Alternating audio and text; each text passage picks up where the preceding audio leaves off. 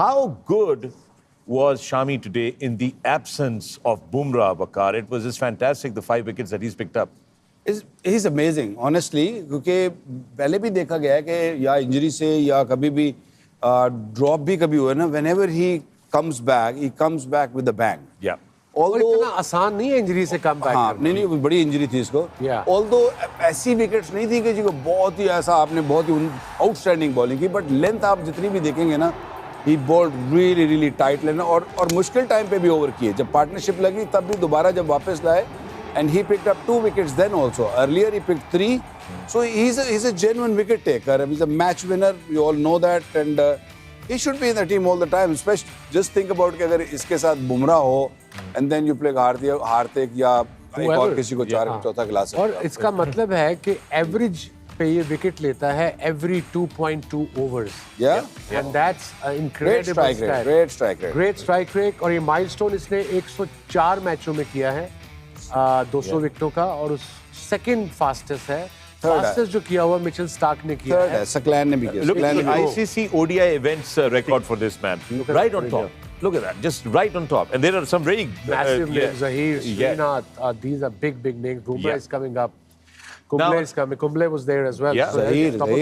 Yeah, it's top. Mohammed Shami की एक खासियत है, जो एंकल इंजरी से वापसी करके आ रहा था, नेशनल क्रिकेट एकेडमी में समय बिताया. He had some issues with the knee as well. एक समय था वो डॉक्टर से बात कर रहा था, पूछ रहा था कि यार मैं when can I start bowling, तो डॉक्टर कह रहे थे let's just try and get you back on your feet, कि आप अपना पहले वजन जो है ना, एंकल की जो सर्जरी हुई है अकीलीज की, उस पर आप वजन डालें.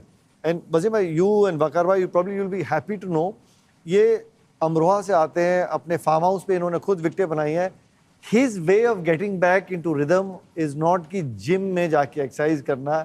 His way of getting back देखा था मैंने स्प्रिंटें मारते हुए. ये सिर्फ भाई सिंगल विकेट अपने फार्म पे, घर पे धड़ाधड़ बॉलिंग करता रहता था. So he somebody who likes to spend time outdoors की रिदम पे, एक वो रुमाल रख के सिंगल विकेट कहाँ पे बॉल रिलीज करना. सो आई नो दैट आप दोनों बहुत बड़े एडवोकेट हो कि फास्ट बॉलर की रिदम आने के लिए ना, जितनी ज्यादा बॉलिंग करोगे उतना आदमी वो फिट होता है और उतना अच्छा उसका रिदम रहता है. निखिल, ये हमारे लिए नहीं है. आई थिंक ये बहुत सारे कोचेस के लिए भी यही है इंफॉर्मेशन के the more you ball the better you become. Simple, आपको बॉलर अच्छा बनना है कि आपको मेरा मतलब बॉडी बिल्डर तो नहीं बनना. राइट. तो आप जितनी ज्यादा बॉलिंग करेंगे इंजरी आएगी. Remember that. रनिंग भी तो जरूरी है, ये भी तो एक्सप्लेन कर. Running is also part of the bowling ना. अगर आपके लंग्स चलेंगे तो तभी आप बॉलिंग करेंगे. तो रनिंग हम लोगों का तो सिंपल फंडा होता है. मैं तो कभी जिम गया ही नहीं, मेरा मतलब लाइफ में. वसीम भाई फिर भी जाते रहे. मैं hardly went into the gym may be last few may be year और 2.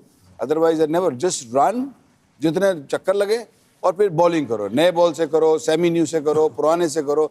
जितनी बॉलिंग करोगे उतने बेहतर होते जाओ. और क्वेश्चन क्विक वन, एनसीए का आपने भी जिक्र किया, वहाँ पे रिहेबिलिटेशन सेंटर भी है.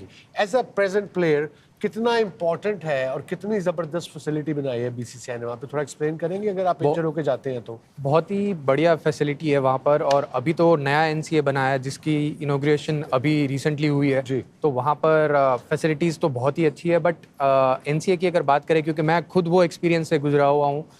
2008-9 में मेरी पहली नी इंजरी हुई थी, तो उसके बाद 6 महीने तक रिहैब मेरा चला था. तो हर 2 हफ्ते मैं एनसीए में रहता था, 2 हफ्ते घर. तो जो रिहैब प्रोसेस था वहाँ पर फिजियो ट्रेनर्स अवेलेबल रहते हैं. तो एक बार आप जब इंजरी से वापस आने की कोशिश करते हैं तो वहाँ पर आपको एक प्रॉपर गाइडेंस की ज़रूरत होती है. वहाँ पर एक फैसिलिटी ऐसी खड़ी होनी चाहिए कि जहाँ पर आप जाके एक प्रोफेशनल गाइडेंस जो मिलना चाहिए प्लेयर को, क्योंकि इंजरी से बाहर आना बहुत ही ज़रूरी होता है. और वो टाइम पे अगर आपको कोई प्रॉपर गाइडेंस मिले तभी आप बाहर आ सकते हो और फिर आगे अच्छी क्रिकेट खेल सकते हैं.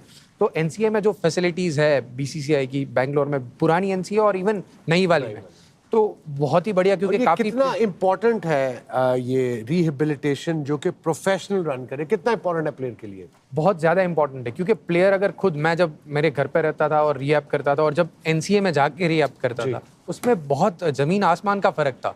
तो आपको एक प्रोफेशनल सेंटर की ज़रूरत होती है जहाँ पर आप जाके प्रोफेशनल जो ट्रेनर होते हैं, फिजियो होते हैं, उनके गाइडेंस के सामने आप अपनी ट्रेनिंग और रिहेबिलिटेशन करें.